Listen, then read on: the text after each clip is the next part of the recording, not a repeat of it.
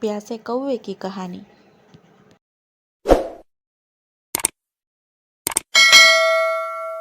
एक बहुत गर्म दिन था। सूरज बहुत तेजी से चमक रहा था और कौवे को जोरों की प्यास लगी थी। कौवे ने सोचा कहीं तो पानी मिलेगा। सोचते हुए कौवे यहाँ वहाँ उड़ने लगा, पर उसे कहीं भी पानी की एक बूंद तक नहीं दिखी। तभी उसकी नज़र एक पेड़ के नीचे रखे हुए मटके पर पड़ी।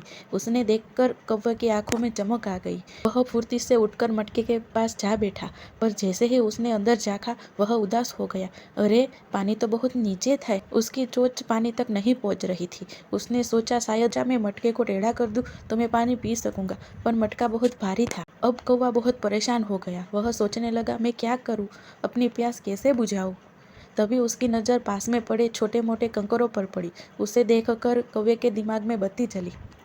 वह झट से उठकर नीचे गया और अपनी चोंच में एक छोटा सा कंकर उठा लिया।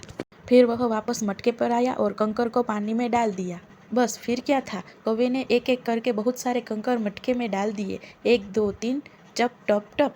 और देखो, धीरे धीरे मटके का पानी ऊपर आने लगा। अरे वाह, यह तो किसी जादू से कम नहीं है।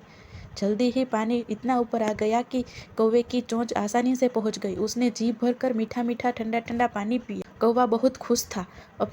उसने अपनी ताकत से नहीं बल्कि अपनी अक्ल से काम लिया।